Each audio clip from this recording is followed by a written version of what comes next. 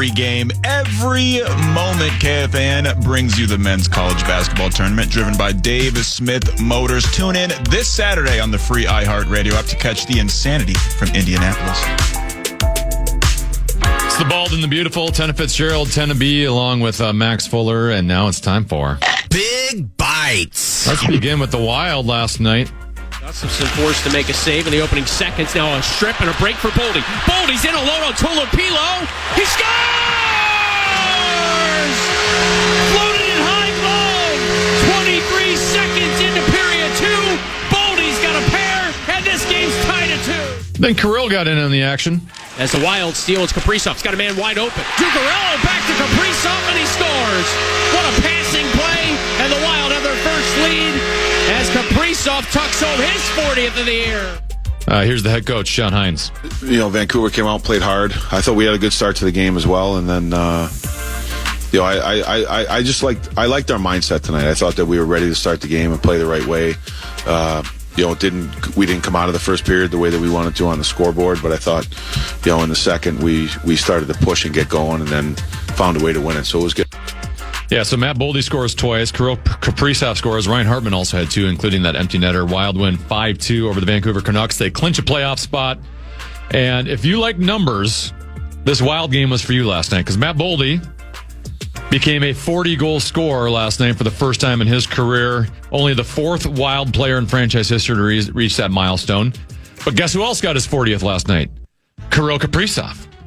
He scored his 40th goal this season. So, for the first time in franchise history, we have 2 40-goal scorers on the same team in the same season with Kirill Kaprizov and Matt Boldy. And if you want even more numbers that wow you, Quinn Hughes got an assist last night. That was his 46th with the Wild. He passed Ryan Suter for most in a season by a Wild defenseman.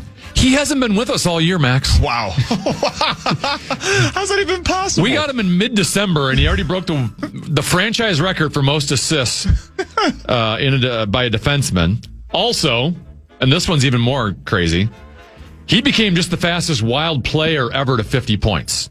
He got 50 points in 43 games.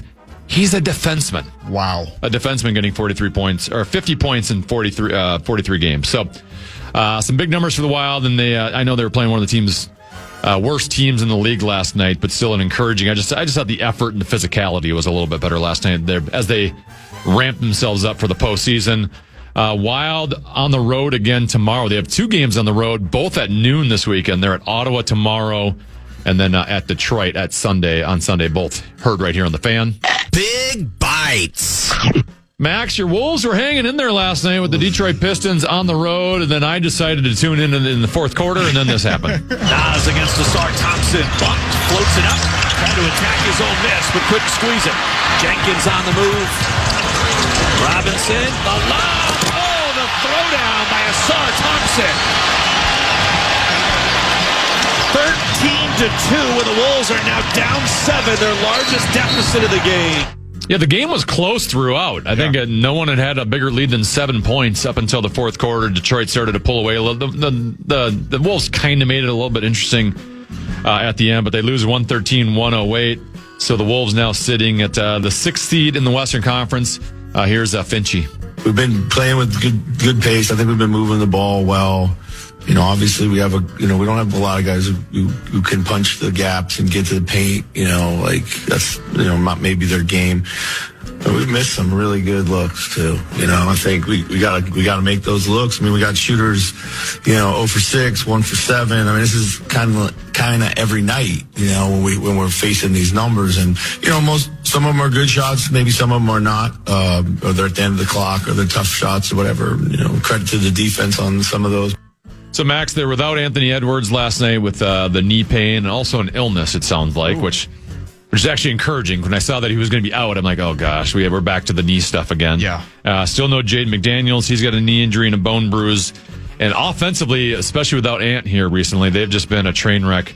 Since March 16th, 29th in offensive efficiency, 29th in field goal percentage at the rim, 29th in field goal percentage from mid-range, and 24th in field goal percentage from 3. My God, yeah, you can just tell they look lost out there without Anthony Edwards, and they get into these.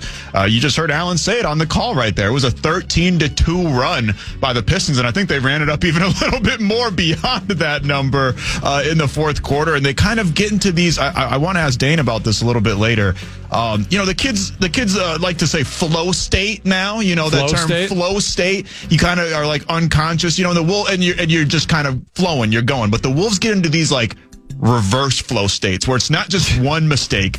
It's like 5 or 6 compounded on top of each other, and they dig themselves into these ruts. I mean, from an objective point of view, obviously I'm biased because I'm a Timberwolves fan, but just from the outside looking in an ideal world, Wolves versus Pistons would be the NBA Finals. I mean, these teams are super close together. They play totally different brands of basketball. And there's a lot of animosity between these two teams because they only meet twice a year, and there was fights both times ready to break out. These teams don't like each other for whatever Malice reason. at the Palace? Yeah, let's do it all over again. And that could be something, that bodes well for NBA fans in the future because the Wolves look like they're going to be moving over to the Eastern Conference. So we could have some more dates with Detroit in the future. But yeah, they go on these dry spells offensively, and it's just hard to dig themselves out of this rut, and they have to find a way. Like, Detroit is finding a way without their superstar. Cade Cunningham had an MVP-like season, collapsed long out of nowhere. He's been out of action for a few weeks now. I heard you guys got a scoop the other day about Cade Cunningham from Mark Rosen that he's coming back to the lineup. Speaking to Rob Lowe, yeah. That's some breaking news on the Common Man all program. scoops have to have a name drop associated with it. That's the rules. So, but they're finding their way without Cade Cunningham. That's death by 1,000 cuts with that Detroit team, man. They play a really hard-nosed, defense-centric brand of basketball. It's kind of incredible. They're the number 1 seed in the Eastern Conference Center. Yeah. They're 29th in three-point attempts. They play old-school basketball. I love it. I may want to talk a little bit Timberwolves with you in the 2 o'clock hour. Or maybe we can do it in the next segment as well. We'll do that. Big bites. A potential Wolves opponent in the first round had a bad injury last night. He's really become a wonderful player with the Knicks and now certainly here. He really is. He's a great playmaker in the short roll. His offensive rebounding, defensive rebounding, so important. Oops. Let's hope this is nothing. He looks like he's in a lot of pain now. And we just had JJ telling us before the game that because they have been healthy, that hamstring. And he was grabbing in the first quarter. Yeah, Luka Doncic last night. When he first pulled up, I almost thought it was like Achilles. It looked like one of those, but then he grabbed his hamstring right away. He's had hamstring issues previously. 5 games to go in the season here, Max. If the season ended the day, the Wolves would be playing the Lakers in the first round, so that obviously would be a significant injury. Yeah. Maybe if he's not playing the last 5 games, they'd slide down to a point where the Wolves couldn't play him anyway. But still, a team the Wolves could potentially match up with here in the first round. So that's pretty significant news. Yeah, absolutely. And it's probably, the probable MVP of the league right now. He just had a March, historic March. I think I saw that he scored over 600 points in March. He basically had a Michael Jordan March. He was putting up numbers, points per game that were equivalent to Michael Jordan's best season. He was on this probably crazy... not the same defensive player MJ was. Certainly not. I get your point.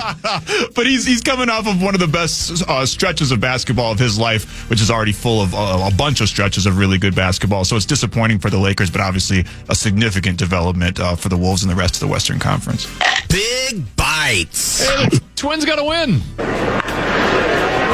Line to left center field, slicing deep in the alley. Back it goes, and that is gone. Matt Wallner.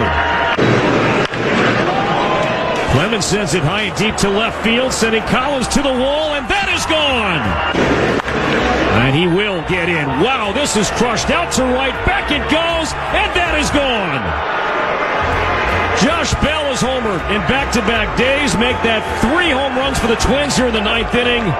Yeah, Twins win. They win 5-1 over the Royals yesterday at Kauffman Stadium. The highlight you heard, Matt Wallner, Cody Clemens, Josh Bell, all with solo home runs. 2 of those were back-to-back in the 9th inning. And some much-needed offense for Taj Bradley, who was brilliant again yesterday. Through 6 scoreless innings, gave up just 5 hits, walked 1, struck out 3. One of those strikeouts was a big strikeout of Bobby Witt Jr. with some guys on base. Bradley, bright spot on the team so far. He's your MVP so far. He's 0.87 ERA through his first 2 starts. And the Witt one, too. There was runners on base. He had 2 outs. The first baseman should have caught a foul ball and just completely messed it up. I'm like, oh, that's going to come back to bite you. But then he throws the heater 100 miles per hour past Bobby Witt Jr. And according to since they've started tracking pitches, that pitch that hit 100 was the fastest for a Twin starter since 2008. I'm going to tell you that was the fastest ever. No Twin starter before 2008 was throwing 100 miles per hour. Definitely I don't remember one in my life, and I have a hard time believing back in the 50s, 60s, and 70s they were throwing 100 miles per hour. Absolutely not. They were throwing meatballs. Let's just declare that was the fastest pitch ever thrown by a starter yesterday, Taj Bradley.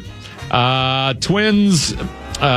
home opener today. Good luck to all of you going out to Target Field today. Oh, boy. As the Twins take on the Tampa Bay Rays. That game starts about 2 hours from now, and it'll be nice and cold out there. And it might even rain by the end of it. So just what you want when it's cold out, to have it start raining on you. Very, very fitting for the mood entering the Twins season. Oh. Big Bites. And finally, my favorite audio of the day is...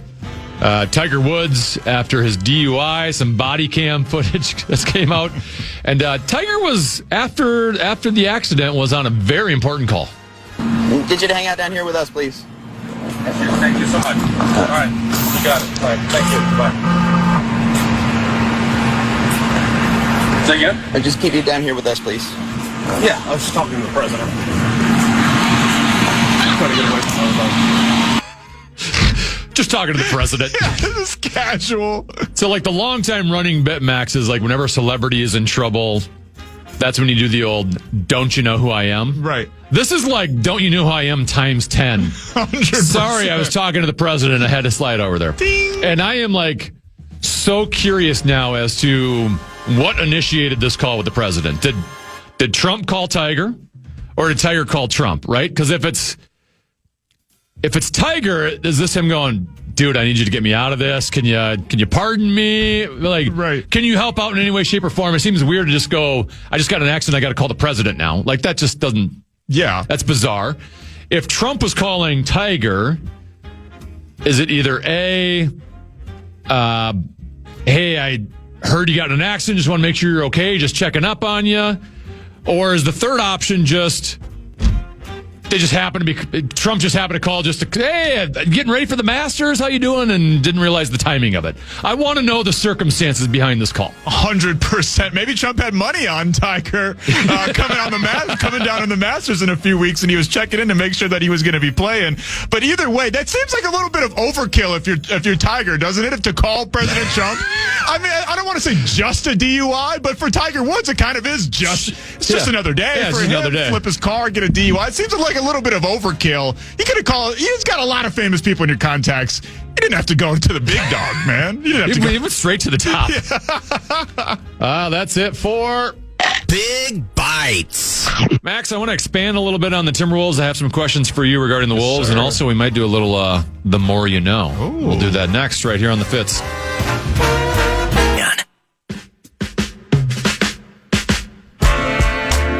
Want to chime in on what's happening with your favorite KFAN program? Make your voice heard on the Bradshaw and Bryan text line. Let us know what you have to say by texting your message to 64686. That's 64686. Standard message and data rates apply. About 15 minutes away from talking with Dane Moore. We'll talk Timberwolves basketball with him, and then Michael Russo will join to talk Wild at 2:30. Max, I always feel like it's important every show that we should learn something. Hell yeah. So at least you started the day and go, hey, I learned something today. That's what the program's all about. My brain got bigger.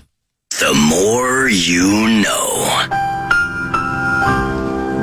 How would you like to become President Max Fuller or King Max Fuller of your own country? That'd be great. Well, I would actually love that. I have an opportunity for you. Really? Yes.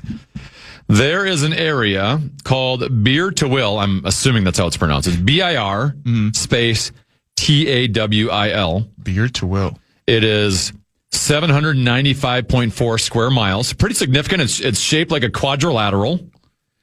And it's an area of land along the border between Egypt and Sudan, which is claimed by neither country.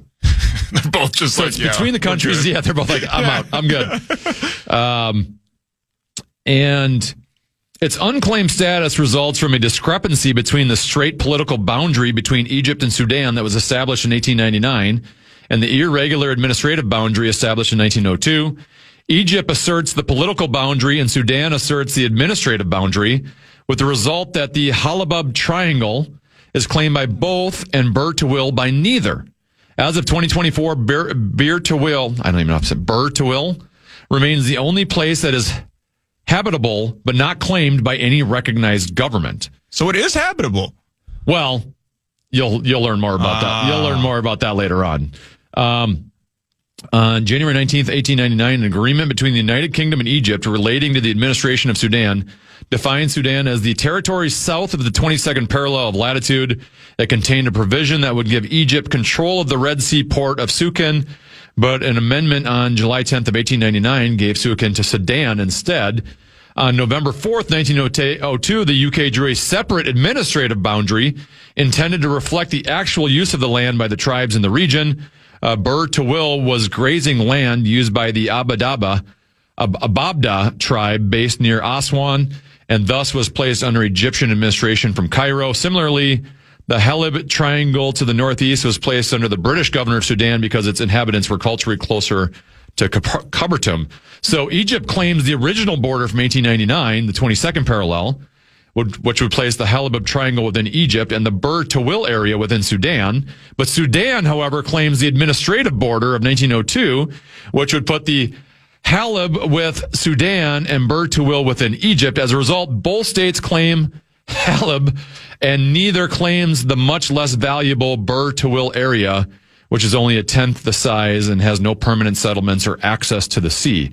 There is no basis in international law for either Sudan or Egypt to claim both territories, and neither nation is willing to cede Halab. So with no recognized third state claiming the neglected area, Bur Tawil is one of the few land areas of the world not claimed by any recognized state. Due to its status as a de jure unclaimed territory, a number of individuals and organizations have attempted to claim Bur Tawil as a micronation.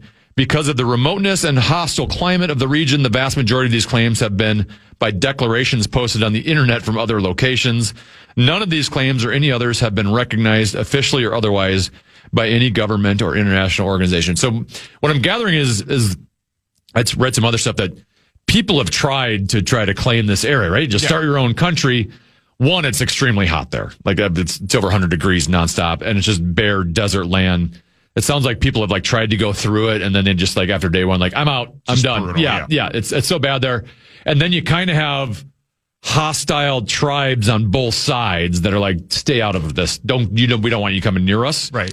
But technically, it's an area that is not claimed, and you could start your own country. I think first of all, I could get the tribes to chill out. I think I'm a glue guy. You know are what a glue I'm saying? guy. I agree. I think certain substances would be legal in Frozambique, which I'm going to call it, which it's perfectly in Africa.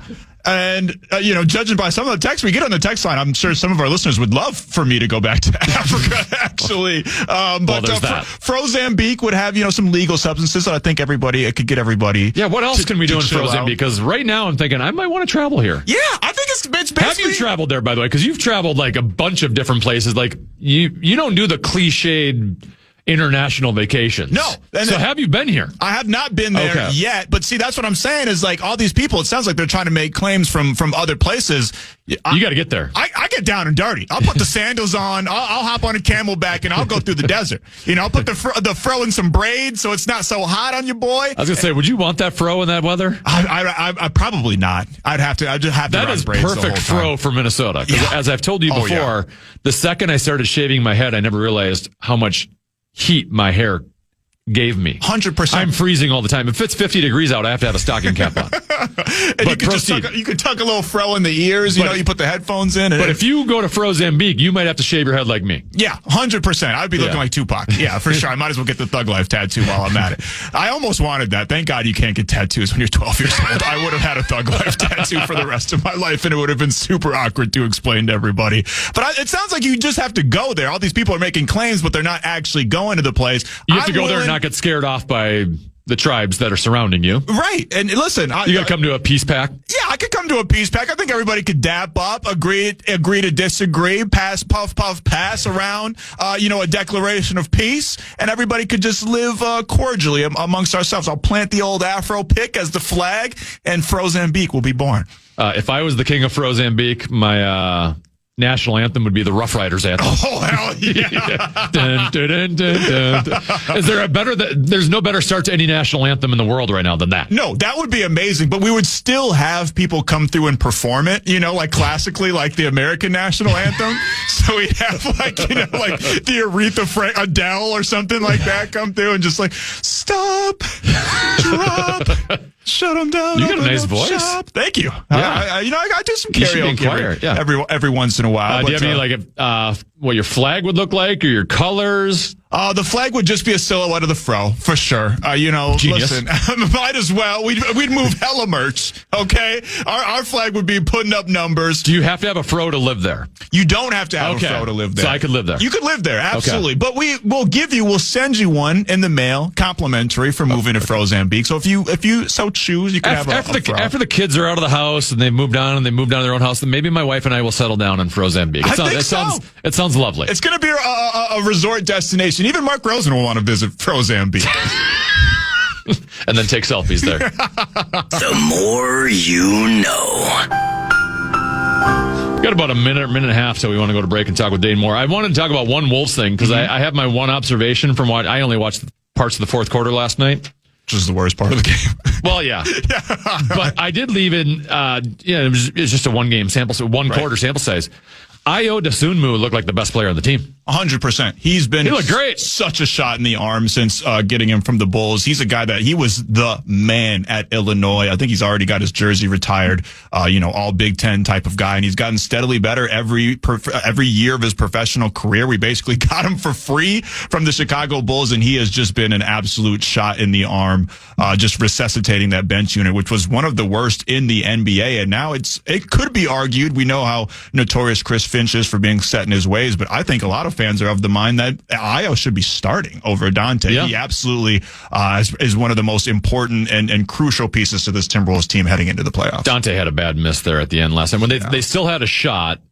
Right? What was it, like four? They were down 5 or 6 points. They needed a 3 late. They set up a play for him, and I would call it an air ball, but it technically hit the backboard on the left side of the rim. But it did not hit. It did not hit the rim. It hit the backboard left of the rim. Yeah, it was bad. He had a pretty brutal night. Yeah. All right, we'll talk more Timberwolves basketball. Dane Moore from the Dane Moore podcast next, right here on the Fitz.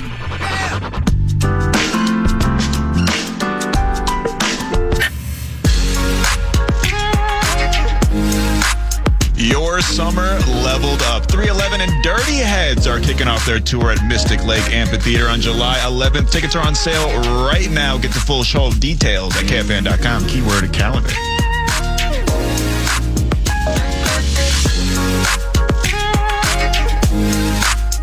Welcome back to the Senate Fitzgerald 10-B along with Max. Pleased to be talking Timberwolves basketball. Dane Moore from the Dane Moore podcast. He's in Philadelphia as the Wolves take on the 76ers tonight. Dane, thanks for joining me as always. What is it like for a traveling, I guess we can call you a reporter, I don't know exactly, content creator, I don't know what we call you. What is it like to be traveling from a back-to-back? Is it as grueling for you as it is for the players? Not great. Not great. Just landed in Philadelphia.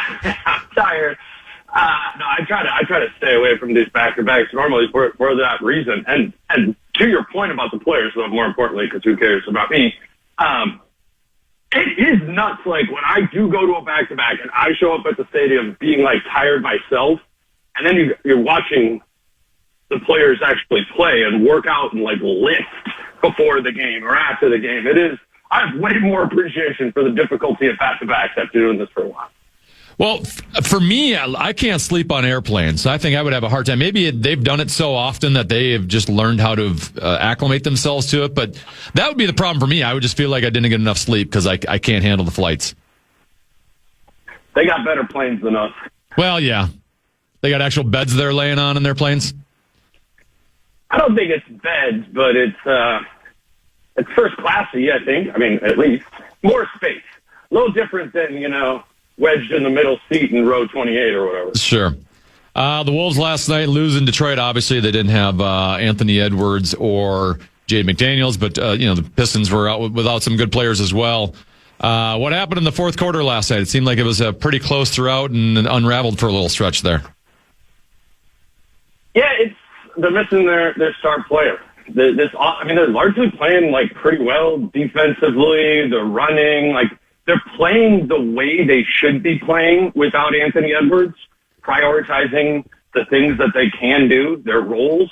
But this team just lacks a lot of offensive juice when Ant's not out there. And I know that's somewhat obvious, but you would kind of think that with Julius Randle kind of scaling up to the number one option, you got talented other scorers in Naz Reid and Ayo Dosunmu, Dante DiVincenzo, you would expect that this offense was a little bit better without Ant than it has been. And they have the second worst offense in the league over the last 3 weeks, which is the time that Ant's been out. So to answer your question is the scoring, the shooting, the playmaking, it's just dried up in the fourth quarter because they're limited on talent without Ant, and two, Detroit's really good defensive team that's going to lock in the fourth quarter. Dane, I want you're an elite NBA mind, elite Timberwolves mind. I want you to tell me if I'm tripping or not. I've been watching the Timberwolves for, since I was a child. This year in particular, it seems like there is, there's that term flow state, where things kind of are unconscious and you're just kind of flowing, moving from one thing to the next without even having to think about it. And it's usually used in a positive connotation, but the Wolves kind of seem like they get into these reverse flow states where it's not just one mistake, it's two, it's three, it's four compounding on one another, and they find themselves in these ruts that they've dug themselves in, typically late in games, kind of like they did last night. To steal a bit from the comment, man, am I onto something or am I on something? No, I think you're absolutely onto something. I don't know what the term for that is. Was it when the water gets in the electrical, the short circuits, right? They short circuit for periods of time. The interesting thing, you use the word flow. And, we can all picture that in all stages of life when you're flowing and you're moving from one thing to the next, subconsciously. That's the best version of yourself or the activity that you're performing there. And that is so what is behind Chris Finch's basketball philosophy. If you've been at those press conferences when the offense isn't working, he describes how the team got out of the flow-based offense, flow. That's what he always says. And there's an interesting conundrum between that being his belief and this group being kind of a not smooth group. I think you could say two different things with that. You go, well, does this coaching style fit with this group? I think in some ways that coaching style stabilizes this group. I think they'd short circuit more frequently if it weren't for kind of this flow-based system. But I don't know, people could argue the opposite of maybe this team does need more structure. I know I've argued that from time to time. So Anthony Edwards, knee injury, but also just sounds like he was sick last night, and he sounds like he's questionable for tonight as well. So maybe it's more illness than knee injury. But, he's had some injury issues. Jaden McDaniels is out here for a little bit of stretch. What is your concern come playoff time about the availability of these two and what % of the health we're going to get out of these two? Honestly, man, I'm not too worried injury-wise about either of them. Ant's thing, like you said, is illness. The knee, he's still on a recovery plan from the knee. He was on a minutes restriction on Monday, but he sat out last night because of an illness. So Ant, you can largely view as healthy right now, and for the playoffs, healthy. And Jaden McDaniels, he's got this bone bruise. Don't know exactly, but I do think we can kind of expect him to be back healthy by the playoffs as well. So I wouldn't worry too much about those two guys. The one dude I'm worried about is Naz Reid from an injury standpoint. He's got this shoulder nerve impingement type deal, something that's really been lingering with his shoulder that gets aggravated pretty much every game. And he's just trying to gut that out. I think, I don't know this, but maybe it's something that needs to be addressed with the surgery in the summer. So he's going to play. He's been playing through it. He's going to play through it. And that gives me, some concern about getting the best version of him in the playoffs. For Ant and Jaden, they got a week of practice before the playoffs. I think both of them will be good from a health standpoint. Dane, it was an interesting matchup last night, not just because the Pistons are an interesting team, but they play a totally different brand of basketball than the Timberwolves and honestly a lot of the NBA. They're the number 1 seed in the Eastern Conference and they're 29th in 3-point attempts. I mean, they're a team that just kind of kills you in the paint, death by 1,000 cuts, especially with no Cade Cunningham in the mix. The Wolves are obviously in a similar position, missing their star player for not an extended period of time, but for a decent amount of time. Is there anything you think that this Wolves team could learn from that Pistons team? Oh, I think that's the best version of this team. With this Wolves team is when they are playing physical. They do struggle against physicality. Big teams like who they played last night, like when they played like Jaren Jackson Jr. in Memphis a few times. I really look at the physicality like collision to be about Julius Randle and how big and who's guarding him on the other side. And last night it was Jalen Duren, often who's this hulking, 22-year-old stud coming up for Detroit, and that becomes the collision, is the Wolves' physicality versus the opponent's physicality. And when the Wolves are winning that battle, it makes such a difference because when they lose the physicality battle, it like totally derails their offense. And I think that's when we kind of get to some of those short circuits. But they're going to be playing tough teams in the playoffs, man. We know from Oklahoma City is like that last year in the playoffs. If they get them again, they're going to be just as physical as Detroit is. So yeah. This Wolves team needs to play its more physical brand of basketball in the playoffs, and you don't always see that from teams in the regular season. I do think we'll see a more physical version of the Wolves. We'll certainly see a physical version of the Wolves in the playoffs if they plan on winning in a series or two. Dane, I mentioned this with Max last segment that I watched a good chunk of the fourth quarter last night, and the guy who popped out to me was Ayo Dosunmu. Wondering your thoughts on how he has played since being acquired from the Chicago Bulls, and how has he assimilated himself with this roster? I think he's really smart and he's really fast, man. And I think both of those things this team was a little devoid of prior to Dosunmu's acquisition. He's really pulling this team like kind of by himself to play faster. I mentioned the Wolves have one of the worst offenses since Dane's been out. They are playing the fastest of any team in the NBA in these last 3 weeks since Dane's been out, and that's Ayo, and that's leading the way. That's a good thing for him to do. Ant and Julius tend to like slow down in the half court, right? They want to like square you up. They want to assess the floor and then attack themselves. Ayo doesn't wait because he can't really break you down like that in the way that Ant or Julius can. So he is just sprinting, and guys like Naz Reid and Bones Highland are running with him, forcing Ant to run with him, Julius to run with him. Those guys don't like to run, and Ayo has really been contagious, I think, from a speed standpoint with this team. And then, yeah, like I said, he's just sharp. I think he's just like one of those guys where you can tell, like, he gets it. There aren't the mental lapses. So, for me personally, like, he just in this last week, he's really leveled up another level in my mind of just something I didn't think I was going to see this season from him. Maybe down the line, that kid's going to get paid this summer. I think he's going to be a big piece of the future. Sticking with Ayo, Dane, we know that Chris Finch is pretty notoriously stuck in his ways when it comes to lineups, but I think a lot of fans just watching these games are of the mind state, not just because Ayo has been balling, he's been on another level and taken even another step, still ascending throughout the season, but also on the flip side of that coin, conversely, is that Dante has really been struggling. Is there any chance at all, do you think, that those two kind of swap places and Ayo starts and Dante comes off the bench? I know it's not realistic, but do you think he should maybe? I mean, I think at some point we're going to run into that collision. I would assume it's next season that you kind of square that up. I know it was very important for Dante, really cherished the starter role this season, and I think he would be upset, after being the starter for the majority of the season to have that taken away. Now we can roll our eyes at that, but I'm telling you, that's the reality of the situation there. So you're navigating some of that as Finch, and I think the best way to just handle that without ruffling too many feathers is just make sure Ayo is getting a lot of minutes. It's not about the five guys who start. People say it's about the five guys who close. I think it's about the five guys who play the most minutes during a game. I think that's what we're talking about with the starting five, and Ayo definitely deserves to be in that group. So I think sacrifices need to be made, whether it's Dante, but maybe split out throughout the whole lineup, just to make sure there's room for Ayo Dosunmu to be playing, close to 30 minutes a night, even if that's Naz Reid who has to give up a few minutes. Like, I do think Ayo has passed Naz, at least this version of Naz, that's banged up and struggling. I think Ayo's the sixth man now, and Naz kind of slots into that seventh spot when they're fully healthy.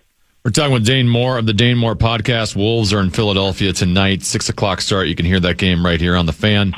Let's talk about one of the polarizing guys, Dane. That would be Rudy Gobert. As a very, very casual basketball fan, I never know how I'm supposed to evaluate Rudy Gobert. I've seen lots of stats about how great he's been defensively, especially one-on-one, and he had the big block against Durantula the other day. But then there's also moments like I'm watching last night, and when there's key moments in the fourth quarter, he's not on the floor. In the playoffs last year, key moments in the fourth quarter, he's not on the floor. How do I evaluate the importance of Rudy Gobert on this team? Yeah, whenever he's not on the floor, kind of it's because he's not helping on offense. Yeah.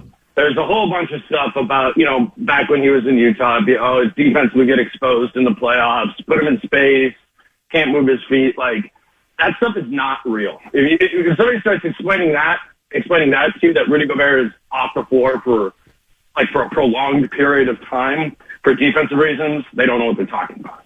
The issue with Rudy Gobert is and always has been when teams try to go maybe smaller in the playoffs, it's his inability to be able to punish that on offense. If a team wants to put 5'6" guys out there, 7'2" Rudy Gobert needs to punish that. He needs to get every offensive rebound. You need to be able to dump the ball into him. You need to be alley-oop it to him. You need him to dominate. And Rudy does not consistently dominate in those positions. Sometimes he does. Game 5 against the Lakers in the first round of the playoffs last season, he had 27 points and 24 rebounds when they went small. They need something close to that from Rudy all the time. Otherwise, like you talked about last night, he's just not going to be out there. He's just not going to be out there on the floor in the fourth quarter if they're not getting that dominance from him, because what Finch has shown a pattern to do is he's just going to pursue offense. And he's going to put Naz out there, and it's going to be Julius Randle and Naz Reid in the front court. Rudy, if he plays offense well, if he punishes, if he uses his size, then he can stay on the floor. And that's the dream for the Wolves, because if he can stay on the floor the whole time, they're going to play awesome defense against whoever they play. So it's a huge conundrum with this team, man. It's the balance of both sides of the ball, and it comes and goes with the Wolves and Rudy there. In a similar vein there, Dane, what's going on with the Wolves rebounding? I know it's something that the team has emphasized internally. Chris Finch has spoken on it. A lot of the players have spoken on it, but it hasn't really necessarily improved, and it seems to be kind of a huge weakness of this team heading into the playoffs. I wouldn't say a huge weakness. I think they generally rebound pretty well. I mean, Rudy is a great rebounder, broadly speaking. But I know you're talking about. There's these periods of time where it does feel like a problem, where you look at the stats at the end, and where that's really coming from is in the minutes when Rudy isn't out there. Naz Reid or Julius Randle have to play center, and neither of them are centers. They're just not that big. They're not that long. They're not that physical to be able to be high-level, defensive rebounders. So they lose those a lot. The Wolves guards also don't rebound well. Like Ant is not a strong defensive rebounder. They need him and Dante DiVincenzo and Ayo Dosunmu to fly in from the perimeter and get a defensive rebound and grab it and go. And that isn't deep into the Wolves' identity of how they play. And it's another reason that they short circuit that we're talking about before. It's if they just decide to not rebound for 8 minutes, what it's going to be. And it's just going to be a rough stretch there. So that's another reason they need Rudy. But yes, generally speaking, they could all rebound better. I first saw it from your post on X today that Kevin Garnett will make an appearance at Target Center for the Wolves' regular season finale on April 12th. Obviously, this is, as you mentioned, the beginning of Garnett's return to the fold for the Wolves organization. He's been pretty separated as long as Glenn Taylor was owning the team. Maybe you haven't been around long enough to know any of the answers to this, but I'd be curious to know, do we know exactly what the divide was between KG and Glenn Taylor? Oh, man. Is that going to take an hour? Too late in the interview to start asking me that question. You want to stick around for the next hour and talk about it? Still not enough. I mean, yeah, like you guys, we all know what it was. Like Glenn and KG obviously did not see eye to eye. There was frustration around with Flip and an ownership piece and all that. It is, I wasn't covering the team back then. But yeah, that was just terribly messy, and KG was terribly vindictive, or righteously vindictive, but vindictive about it, and just distanced himself until, Glenn Taylor sold the thing, and the new ownership group, they've been really active about this from the jump of getting KG back into the fold, which is obviously kind of a no-brainer, but smart, and this is the pathway to it. So it'll be cool to see him there. Game 82 of the regular season, and I don't know this for sure, but I would assume if he's around for the end of the regular season that we probably see him for a playoff game or two as well. And that's what I've always pictured, right? Is like KG coming out to the floor before a game and addressing the crowd, like that feels like, does that before a game 7? I mean, I don't know. How do you lose that game? So it'll be cool. It'll be interesting to see what this all looks like. It's a unique position, but yeah, I don't know. I'm excited about it. Even better than him addressing the crowd before the game would be him live doing the fourth quarter hype video that they play. Oh my God, that would be, you can't lose the game at that. But even if they're down by 40 points, they gonna make a comeback about that. I mean, I'm sure you saw it, Dane, his interview with Grady. It was amazing just all around. But just that little tidbit where he talks about filming that fourth quarter hype video, he says that there was one with just all curse words, and somebody from the Timberwolves office was like, "Hey, could you maybe do one without the curses?" And then obviously it still lives on, and they play it pretty much every game, every home game to this day. KG, former MVP of the league. This year, the MVP race is, it's as hot as ever. Normally, I feel like at this point of the season, we kind of have a sure shot on who's going to win MVP. But this year, there's plenty of people that think it should be SGA. Victor Wembanyama has been making the case for himself, not only on the floor, but off the floor as well. We saw Luka Doncic had a Michael Jordan-esque march. You're obviously you're focused on the Timberwolves, but you're a huge NBA fan at large. Who's your MVP right now, Dane? I've long been a Jokic guy. Like, I've kind of been in previous seasons like a Jokic, and it's not close. Like, even last year when SGA won it. So I kind of assumed this season I'd be feeling the same way. But it's like not even close for me right now that it's SGA, and not even close to Jokic, and I don't really think it's all that close to like Wemby and Luka either. I think that's like the media trying to, it's something to talk about at the end of the season, and the games aren't giving us much to talk about with all the tanking and stuff, so I get it. But it's the way this dude can take over the end of games, the intellect that he has, the way he fits into that system. I mean, it's definitely a machine out there in Oklahoma City, but he's the engine, man. It's pretty cool to watch them play a fourth quarter, and just watch Shea.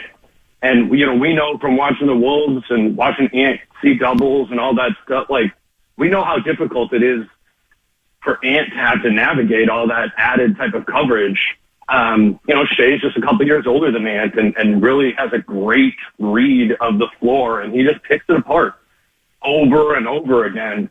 You said Luka, Michael Jordan. I mean, if we're comparing anybody to Michael Jordan, which we shouldn't do, but if we are, it's SGA to me, man. I think he's been wildly impressive for that team to have over 60 wins when they've had so many injuries. Obviously, they're a good team, but in my opinion, yeah, he's the MVP this season, and deserves it pretty clearly. Final question for you, Dane. The Wolves in Philadelphia tonight. You're there as well. I saw that Joel Embiid is upgraded to probable for tonight's game. He was out with an illness as well, but he's upgraded to probable and listed as questionable with that illness. Can you give me a preview of the Philadelphia 76ers? Yeah, well, that's new with Embiid because it was listed as doubtful before. That obviously totally changes the outlook here in this game. It puts a lot more onus on Rudy, right? You can't really go play small. You can't really take Rudy off the floor. If Embiid's out there, he's just going to eat against those other guys. Paul George is back from suspension. He's been playing well recently. So, yeah, this isn't like this isn't at all an easy game. I mean, the Sixers, when I looked it up, the Sixers are like pretty heavy favorites in this game. I don't know, some of that might be assuming Ant doesn't play. I don't know what the deal is with Ant other than it was just an illness yesterday, but I don't know. He was sick yesterday. Maybe he doesn't play again today. And if that's the case, it's going to be an uphill battle against the Sixers. But I'd love to see Ant come back and play against Embiid. And, yeah, let's have a real game here, a tune-up game before the end of the season. I think everybody talks about the Wolves have a tough schedule down the stretch. I'm like, cool, there's meaningful games, figure this out, get the pieces in place. That's way more valuable to me than, 3 wins against the Pacers, even if sometimes, you're gonna lose some of these games. I hope everybody plays tonight, and I think if we do, I think we'll get a good game. Dane, love having you on. Appreciate your time. And the next time we have a 10 at Fitzgerald, I'll invite you in studio for 3 hours, and we'll talk KG Glenn Taylor for the entire 3 hours. How does that sound? You got it, man. You got it. Playoffs. Let's do it. All right. Thanks, Dane. Appreciate it. Dane Moore. He's covering the Wolves out in Philadelphia, where the Wolves take on the 76ers. 6 o'clock tap tonight. Heard right here on the Fan. We do have Michael Russo at 2:30. I'll be chatting with Max for the next 2 segments. And I think next, Max, we're going to do a segment called "What Are You Blanking Doing This Weekend?" Oh, I like it. We'll do that with Max next.